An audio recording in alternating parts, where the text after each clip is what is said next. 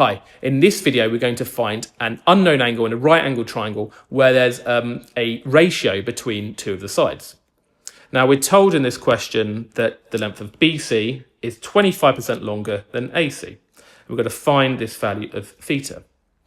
Now it's interesting because we're not actually given any side lengths at all. But remember, when we use trigonometric ratios like sine, cos and tan, they only care about the relative size of two lengths, like we do O over H or O over A, for example. So we only care about the relative size of two lengths. So it doesn't matter what lengths these are, as long as they're in the same ratio, right? And we're told this is 25% longer than this. So provided this is 25% longer than this, we can make the lengths whatever we like. Now, let's suppose that we made this length here 100, AC 100, then if BC is 25% longer, so this is 25% longer than this, what's 25% bigger than 100? Well, 25% of 100 is 25, so 25 more is going to be 125. And you could, for example, instead have made this 1, and then 25% bigger than 1 is 1.25, and you'll get the same answer either way. But now we can use trigonometry to find this unknown angle, theta.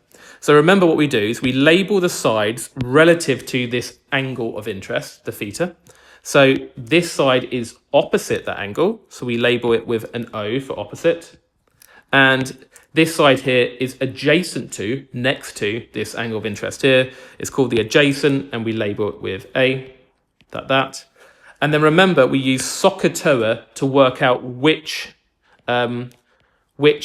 trigonometric function we use. And if it's not familiar to you, then please watch my video on this first. Okay, so SOHCAHTOA. Now we're involving the O and the A. The O and the A is this one here. So we're going to use this. And remember what this is short for. This is short for tan of theta, the angle, is equal to the relative size of O and A. So O divided by A, like that. So that's the full form. And now we can just substitute our values into this formula. So we've got tan of theta is O, which is 125, over A, which is 100, which is just 1.25. And now, to get rid of this tan in front of the theta, because we're trying to work out theta, we do the inverse tan. We do the opposite of tan to get rid of it, and we have this special function called inverse tan, written like that. So we do inverse tan to both sides of the equation.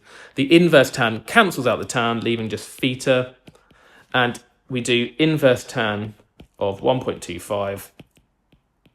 So you do shift tan on your calculator, or your calculator might work differently. And that gives you 51.3 degrees. So, yep, the angle we want is 51.3 degrees, and that is the final answer.